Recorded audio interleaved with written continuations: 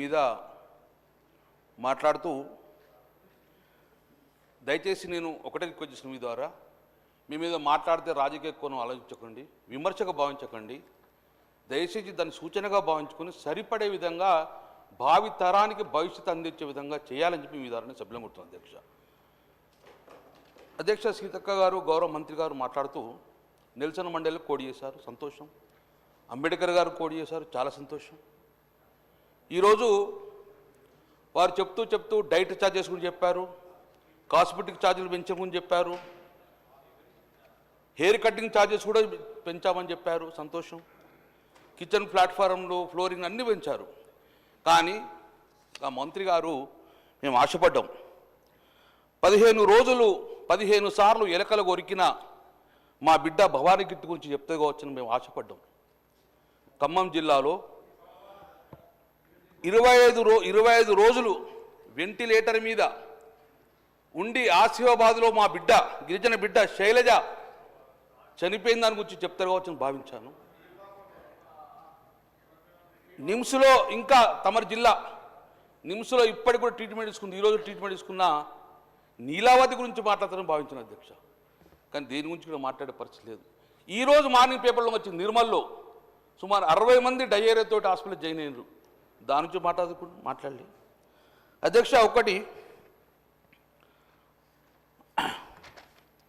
బాబాసాహెబ్ అంబేద్కర్ గారు చెప్పారు, అందరికీ విద్యను అందియాలి, ఈ సమాజంలో అందరుడంగా బాగుపడాలి, సంఖ్యాపరంగా ఉన్న కమిటీ అందరుడంగా విద్యను అందియాలని బాబాసాహెబ్ అంబేద్కర్ చెప్పారు అధ్యక్ష.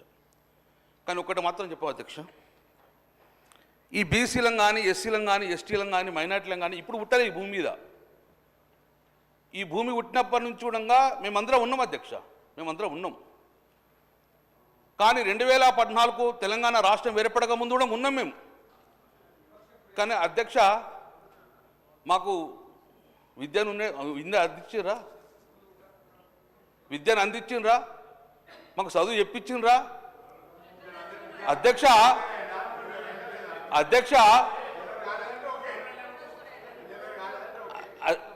నేను తమరు ఓలేపినా ఈ రన్నింగ్ కామెంట్ చేస్తాంటే నేను కూడా చేస్తా అధ్యక్ష.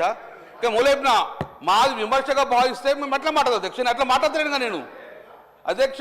మేము ఇచ్చేది సూచనలు తీసుకోండి, వ్యవస్థను మార్చే ఉద్దేశం ఉండి మేము మా బిడ్డలను మా భవిష్యత్తుగా భావిస్తున్నాము, మీరు భారంగా భావిస్తున్నారా అదే చెప్దామని మేము అధ్యక్ష.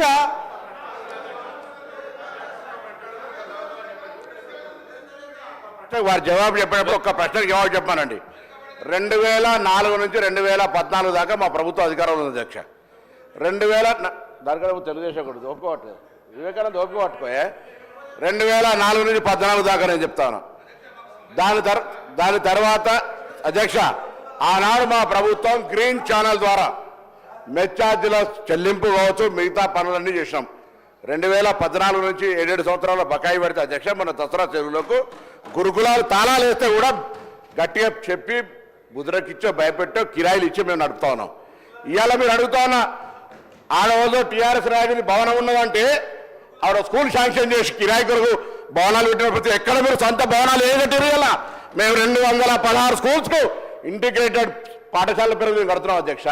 మీరు చెప్తా ఉన్నారు ఇలా ఎన్నికలకు సంబంధించి అధ్యక్ష, సాక్షాత్తు వాళ్ళ హరీష్ రావు గారు కాన్స్టిట్యూన్సీ సిద్దిపేటకు సంబంధించినటువంటి ఇవన్నీ కాదా? దాని తర్వాత కేటీఆర్ సంబంధించి నేను మాట్లాడుతుంది, ఎందుకంటే వాస్తవాలు మాట్లాడే ప్రయత్నం చేసి వారు చదువుకున్నారు. ఎప్పుడు చదువుకున్నారు? కాంగ్రెస్ హయాంలో చదువుకోలేదా? గ్రామీణ ప్రాంతం నుంచి వచ్చి కరీంనగర్ చదువుకునే అవకాశాన్ని ఎక్కడికే వచ్చింది ప్రభుత్వ అధ్యక్ష. ప్రైవేటు పాఠశాలలో మాలే గవర్నమెంట్ పాఠశాల చదవలే. మీరు ఎలా ఈ పరిస్థితి నుంచి మాట్లాడితే బీసీల గురించి మాట్లాడతారు. బీసీ శాఖ మంత్రిగా బీసీలకు సంబంధించి ఏం జరిగింది ఏందో చర్చ చేయదలుచుకుంటే బరాబరు చేస్తాం. ఎస్సీ ఎస్టీ బీసీ మైనార్టీలకు సంబంధించి తప్పకుండా కాంగ్రెస్ ప్రభుత్వం స్వతంత్రం వచ్చినప్పటి నుంచి 7 వరకు అసలు గురుకుల కాన్సెప్ట్ ప్రారంభించింది పివి నరసింహరావు గారు. గురుకులాల కాన్సెప్ట్ తెచ్చి ఇవాళ ఈ రాష్ట్రంలో ఉన్నటువంటి తెలంగాణ పబ్లిక్ సర్వీస్ కమిషన్ చైర్మన్లు పాత ఆయన కావచ్చు, ఇప్పుడు ఉన్నటువంటి ఆ మహేందర్ రెడ్డి గారు కావచ్చు, బుర్ర వెంకటేశ్వర గారు కావచ్చు, ఇవాళ మన ఆర్థిక శాఖకు సంబంధించి వచ్చినటువంటి ఒక ప్రొడక్ట్ రామకృష్ణారావు గారు. అందరం గవర్నమెంట్ పాఠశాల అధ్యక్ష, మీకు ఏం తెలుస్తుంది? కడుపు వాళ్ళ గవర్నమెంట్ స్కూల్లో చదవలే. మీరు బీసీ ఎస్సీ ఎస్టీ హాస్టల్కి సంబంధించి చదవలే. మంత్రి ఎవరున్నారు హాస్టల్కి సంబంధించి? ఇప్పుడు ఎవరిస్ట్ నుంచి దవాఖానాలు అవ్వటమట. ఈ పేపర్ కటింగ్స్ మీకు పంపిస్తే అధ్యక్ష ఒక్కొక్కటి చెప్పదలుచుకుంటే గంట సేపు చెప్పగలుగుతాం.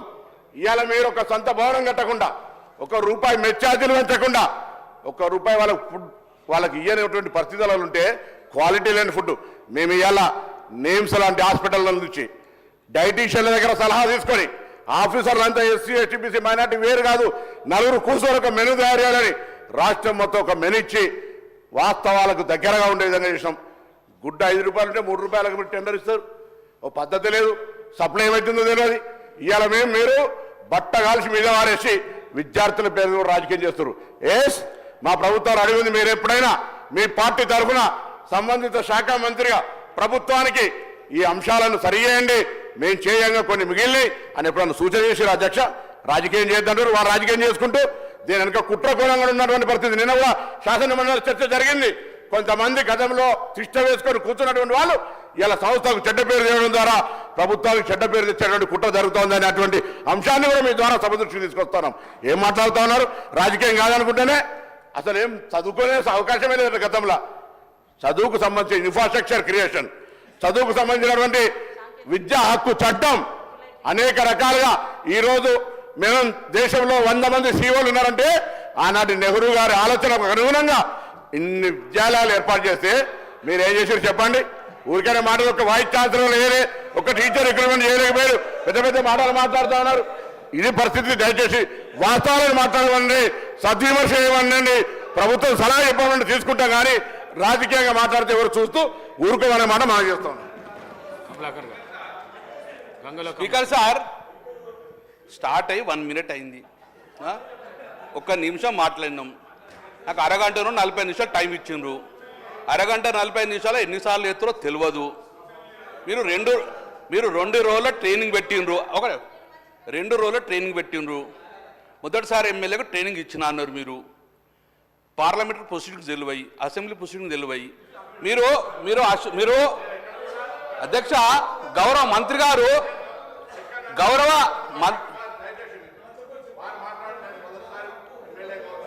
నాకు సంస్కారం ఉంది నాకు. నేను ఎక్కడ కూడా అన్పార్లమెంటరీ, దయచేసి అసెంబ్లీ అఫేర్ మినిస్టర్ కూడా రిక్వెస్ట్ చేస్తాను, నేను ఎక్కడైనా పొరపాటు మాట్లాడి మీరు సభాధిపతి నిర్ణయం తీసుకోవచ్చు, నన్ను బయటకు కూడా పంపండి.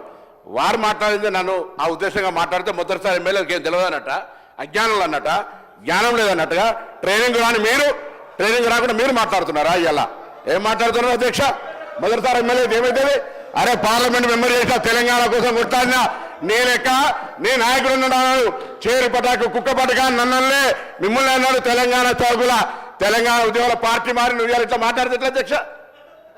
రాసారి ఎన్నికలు అవుతుంది. నేను నా పార్టీ, నా కన్నతల్ల లాంటి పార్టీ కష్టాలు ఎవరు చెప్పినా పార్టీ మారలే.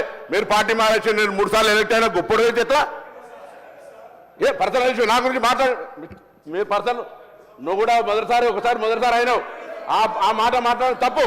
మొదటిసారి ఎమ్మెల్యే అనేటువంటి మాట దయచేసి అధ్యక్ష అది వాపసు ఇవ్వాలి, రికార్డులో తొలగించారు. నేను మొదటిసారి ఎమ్మెల్యే అనేది మాత్రాన ఎక్కడైనా అన్పార్లమెంటరీ ఒక మాట పొరపాటు మాట్లాడితే నాకు ఏ శిక్ష వాడుకుని దయచేసి ఇది మీరు నిర్ణయం చేసేది నేను కోరుతా ఉన్నా.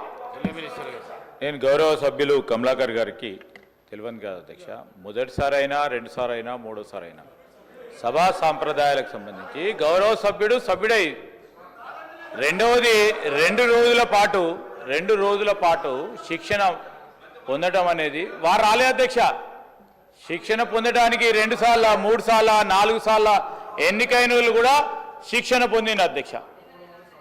ఈరోజు రూల్స్కు సంబంధించి ప్రొసీజర్ సంబంధించి దయచేసి గౌరవ సభ్యులు సీనియర్ శాసనసభ్యులు వారు కూడా మొదటిసారి వచ్చినా 2 సార్లు వచ్చినా 3 సార్లు వచ్చినా సభ్యులకి గౌరవం ఇచ్చే విధంగా, రెండవది వారు పార్లమెంట్లో సభ్యులుగా ఉన్నారు, ఈరోజు వారు అక్కడ సభ్యులుగా ఉన్నారు, ఇక్కడ సభ్యులు. దయచేసి వారు కోరుతా ఉన్నాను, please restrict your conversation to the topic. వారు ఏం మాట్లాడారు అధ్యక్ష? వారికి సంబంధించి చదువు మొదలైందని మాట్లాడింది. ఎక్కడ అన్పార్లమెంటరీ వాడిండ్రు? అన్పార్లమెంటరీ ఎక్కడ మాట్లాడింది వారు? అన్పార్లమెంటరీ మాట్లాడితే speaker sir, my point is honourable మెంబర్ని కోరుతా ఉన్నాము, సబ్జెక్టు మీరు మాకు చాలా దగ్గర సబ్జెక్ట్ అది ఎడ్యుకేషన్ అనేది మా ప్రభుత్వానికి. మీ ప్రభుత్వం విస్మరించింది, అది పక్కన పెట్టండి. మా ప్రభుత్వానికి చాలా చాలా దగ్గర సబ్జెక్టు, విద్యార్థులకు సంబంధించిన సబ్జెక్ట్. అది మంచి సూచనలు ఇవ్వండి, సలహాలు ఇవ్వండి. మేము సంవత్సరం అయింది, ఇంకా మెరుగైన కార్యక్రమాలు చేయాలి, ఈ విధంగా చేయాలి. మీకు గొప్ప అనుభవం ఉంది, 10 సంవత్సరాలు రాష్ట్రాన్ని ఏలినోళ్ళు. అది ఏమైనా గొప్ప అనుభవం ఉంటే చెప్పండి, సలహా సూచనలు ఇవ్వండి తప్ప ఈరోజు ఈ విధంగా ఎందుకు సార్? నేను కమలాకర్ గారికి కోరుతా ఉన్నాను, ప్లీజ్ సబ్జెక్ట్ గురించి మాట్లాడాలని కోరుతా ఉన్నా. కమలాకర్ మీరు నాకు అవకాశం ఇచ్చిండ్రు, మీరు ఇచ్చిండ్రు, నేను మాట్లాడుతున్నా అధ్యక్ష. షేరు పటాకన్నా, పేపర్ స్ప్రెడ్ డూప్లికేటా, దొంగటి పని అనలే. నేనేనా? నేను ఏమనలే. నేను మీరు ఏం మాట్లాడినరో గదే మాట్లాడుతున్నా. దొంగడి బెడపల నేను, కళ్ళు వేనే ఎడవల నేను కళ్ళు వేనే, నన్ను చంపురు, నేను ఏమనలే. అధ్యక్ష, మీరు నాకు అవకాశం ఇచ్చారు, గౌరవ మంత్రి సీతక్క గారు మాట్లాడినరు కాబట్టి మరి అది వెల్ఫేర్ ఏదో వాటితో మాట్లాడితే అయిపోవా? వెల్ఫేరు ఆ దొంగ ఏడుపులు, దొంగ కాళ్ళు వేరే నేను అనలే కదా. అని మీరు చెప్పాలి కదా మంత్రులకు. నాకు సంబంధించిన పార్లమెంటరీ ప్రొసీడింగ్ లా పెప్పర్ స్ప్రే ఒరిజినల్ డూప్లికేటా చర్చ చేద్దాం. ఈ నేను మాట్లాడలే. కుక్క చేరు పటాకా అని వాళ్ళ నాయకుడు వీడియో చూపెడతా మీకు. వాళ్ళ నాయకుడు ఇక్కడ ఒక శాసనసభ్యుడు ఉన్నాడు, రోజు తెలంగాణ ఉద్యమంలో కుక్క చేరు పటాకా ఎవడు శివంగారు దానికి ఏడుస్తారని వాళ్ళ నాయకుడు అన్నాడు అధ్యక్ష. అది నేను అన్నది కాదు మాట, నేను అన్నది కాదు అధ్యక్ష, వాళ్ళ నాయకుడు అన్న మాట చెప్తాను. నా ఉద్యమానికి సంబంధించిన నా స్పీకర్ గారు కానీ ఆనాడు ఉన్నటువంటి కాలు కూడా ముఖ్యం అధ్యక్ష, అది కూడా చెప్పాలి. తెలంగాణ సాధనకు నేను పార్టీ మారి నిన్న మా నాయకురాలు ప్రియాంక చెప్పినట్టుగా ఇళ్ళకాయలు అవగానే పూర్తిలో వాషింగ్ మిషన్ పెట్టుకోవాలి. మేము కాంగ్రెస్ పార్టీకి సంబంధించి బరాబర్గా కమిటెడ్గా ఉన్నాం, కష్టపడిన మీరు మాట్లాడితే ఎట్లా అధ్యక్ష? ఇంకా చాలా చేయాలంటే అటు వ్యక్తిగతంగా పోతే నేను చాలా అంశాలు ఉన్నాయి. ఏ ఉత్సవాల పేరు మీద ఏమేమి మాట్లాడినా ఏమేమి జరిగిందో చెప్తాం. స్పీకర్ సార్, ఇది మేము కరీంనగర్ తెలంగాణ చౌకలో కొట్లాడను అసెంబ్లీ తీసుకొస్తే ఎట్లా అధ్యక్ష? మేము కరీంనగర్లో ఎందుకు ఓడిపోయినా పారిపోయిన వర్డ్స్ అంటాను. ఇప్పుడు అన్నా ఆ వర్డ్ అంటానా? నేను ఎందుకు మాట్లాడాలి? కరీంనగర్లోంచి ఎందుకు పారిపోయినా అన్నానా? నేను అన్నానా? ఆ వర్డ్ ఎందుకు అన్నారు? జిల్లా ఇచ్చి పెట్టిపోతారు ఎవడన్నా? అది పద్ధతి కాదు. మీరు మంత్రిగా చేసిర్రు, మరి మీ అనుభవాన్ని ఎక్కడ చూపెడుతున్నారు అధ్యక్ష? వారి అనుభవాన్ని చూపెడతలేరు. ఇంత మాట్లాడుతున్నారు కదా. నేను ఒకటే గుర్తు చేస్తా, వీళ్ళ ప్రభుత్వ హయాంలోనే సాక్షాత్తు ఆనాటి విద్యాశాఖ మంత్రిగా ఉన్నటువంటి సబితమ్మ ఆధ్వర్యంలో ఒక స్కూల్ విజిట్ చేస్తే మా కేటీఆర్ గారి తనయుడు ఏంటి ఇది స్కూల్లేనా ఇట్లుంటాయా అని ముక్కు మూసుకున్నది మీ ప్రభుత్వ హయాంలో, మా ప్రభుత్వంలో కాదు. సాక్షాత్ ఆనాటి ఐటీ మినిస్టర్ కేసీఆర్ గారి, ముఖ్యమంత్రి గారి యొక్క మనుమడు, మరి సాక్షాత్ అక్కడ మంత్రి గారే ఉన్నారు, విద్యాశాఖ మంత్రి గారు. ఇట్లాంటివి ఉన్నాయి. నేను ఒకటే అన్న నా స్పీచ్లో, చాలా జరుగుతున్నాయి, ఆరంభం కాదు ఈ పాయిజనింగ్స్, కానీ అంతం మాత్రం చేయాలి. దానికోసమని మనం ఇట్లాంటివన్నీ చేస్తున్నాం, మీరు సహకరించండి అని కూడా నేను అప్పీల్ చేసిన. అయినా కూడా మీరు దాన్ని కాంట్రవర్ట్ చేయడం ఎంతవరకు కరెక్ట్? మళ్ళీ ఆయనను పారిపోయిండు, ఇది పోయిండు, ఇది కరెక్ట్ కాదు కదా. పొన్నం గారిని కూడా అట్లా అనడం కరెక్ట్ కాదు కదా. ఎక్కడైనా చేయొచ్చు. అరే అది ఎక్కడ ఎందుకో? మరి మీ కేసీఆర్ గారు ఎక్కడ పోయిండు? మీ కేటీఆర్ గారు ఎక్కడ పోయిండు? హరీష్ రావు గారు ఎక్కడికి పోయారు? ఎడబై పోటీ చేసిర్రు. అది ఫస్ట్ మీరే చేసిర్రు కదా మీ పార్టీ నుంచి. సార్, హైదరాబాద్ ఉన్న కేటీఆర్ వచ్చి సిరిసిల్లలో పోటీ చేస్తే తప్పలేదు. కేసీఆర్ గారు ఇక్కడ పోయి ఎక్కడ పోటీ చేస్తే తప్పలేదు. వాళ్ళు పారిపోయిందా, పిరికి పొందాలా చెప్పు. వాళ్ళని అంటున్నావు, వాళ్ళని అనలేక నన్ను అంటున్నావా చెప్పు. వాళ్ళంతా పిరికి పొందాలా, పారిపోయిండ్రా? నియోజకవర్గం హరీష్ రావు గారి నా దగ్గర తోటపల్లి సిద్దిపేట పోటీ చేసిండు, పారిపోయిందా? హరీష్ రావు కేసీఆర్ గారు సిద్దిపేట గజ్వేలు పారిపోయిందా? నీకు దమ్ముంటారా పోటీ చేయండి నెక్స్ట్ టైం అక్కడికి వచ్చి. రాజకీయంగా పారిపోయింది అనే మాట దయచేసి, నేను ఇంతకుముందు చెప్పిన మొదటిసారి ఎమ్మెల్యే అనే పదం, పారిపోయింది అనే పదం మీరు తొలగించాల్సిన అవసరం, లేకపోతే నువ్వు విడ్రా చేసుకోవాలి. దయచేసి నాకు సభ్యునికి సంబంధించినటువంటి గౌరవం, ఈ సభల 2 అంశాలకు సంబంధించిన విషయం చాలా దయచేసి నేను మిగతా రాజకీయ పార్టీల వాళ్ళను కోరుతా ఉన్నా. నేను మొదటిసారి ఎమ్మెల్యే అనేటువంటి మాట, దాని తర్వాత నేను వేరే నియోజకవర్గం పోవడం, చాలా మంది పుట్టిన జాగాల నుంచి రిజర్వేషన్ కలవకుండా ఇంకో కారణంతో పోతారు. నీలాగా పెద్ద కోట్ల రూపాయలు లేవు నా దగ్గర, ప్రేమ ఉన్నది, డబ్బు సంచులు నేను అవన్నీ రాజకీయం చేయదలుచుకొని మరి చెప్తాను.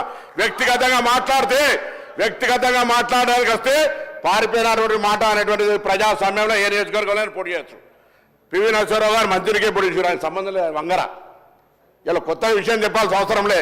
అదంతా కూడా రాజకీయంగా నాకు దమ్ముంది, చైతన్యం ఉంది. నేను అక్కడ పోయి గెలిచిన, నన్ను ప్రజలు గెలిపించారు. నేనే వట్టిగానే ఓట్లు బల్ల గుద్దుకొని రాలే.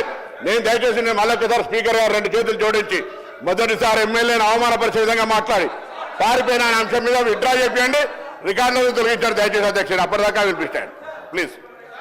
దయచేసి నా గౌరవాన్ని కాపాడడానికి, ఎందుకంటే మొదటిసారి ఎమ్మెల్యేకి సంబంధించిన విషయం లోపల దయచేసి ఇది అందరూ కూడా దయచేసి అందరూ అర్థం చేసుకోండి.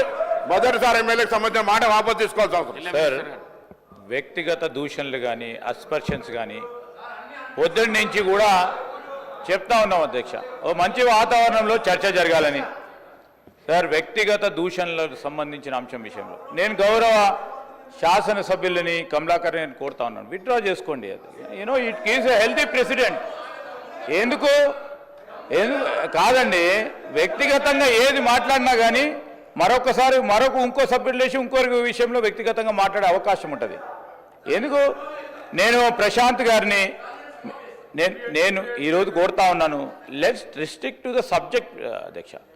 ఇంత సెన్సిటివ్ సబ్జెక్ట్, సరే కొన్ని ఇబ్బందులు జరిగినాయి, ఆ ఇబ్బందులను ఏ విధంగా అధిగమించాలి, గత ప్రభుత్వానికి సంబంధించి ఆ 10 సంవత్సరాల్లో అక్కడ వారికి ఉన్న అనుభవాలు, అక్కడ ఆ రోజు ఆ స్కూల్ హాస్టల్లో జరిగిన అనుభవాలను కూడా చర్చించుకొని ఏ విధంగా చేద్దామని ముందుకు పోయే దిశలో మా సీతక్క గారు చెప్పడం జరిగింది. దానికి వ్యక్తిగతంగా ఎందుకు తీసుకోవాలా? వ్యక్తిగతంగా ఎందుకు తీసుకోవాలి సార్? ఇదేమైనా ఇది మీకు పిల్లలకు మీద ఇంట్రెస్ట్ లేదా? హాస్టల్లో చదువుకున్న పిల్లల మీద ఇంట్రెస్ట్ లేదా? వారి సంక్షేమం గురించి మాట్లాడేది లేదా? మీకు ఆ సబ్జెక్ట్ లేదా? కేవలం రాజకీయం చేయాలని అనుకుంటున్నారా? దయచేసి వ్యక్తిగత పరంగా పోకుండా సబ్జెక్టు రిస్ట్రిక్ట్ చేసుకొని మాట్లాడితే ఇప్పుడు మొత్తం యావత్ రాష్ట్రం అంతా చూస్తూ ఉంది అధ్యక్ష. ప్రశాంత్ గారు మీరు పోయిన హాస్టల్కి ఏం కనబడకపోయిండొచ్చు, మీకు కనబడలేదు, అక్కడ తప్పులు జరగలేదు, ఏదో ఒకటి మాట్లాడాలని మాట్లాడతాడు లేదండి మీరు. ఎట్లా అండి మీరు మాట్లాడితే ఎట్లా?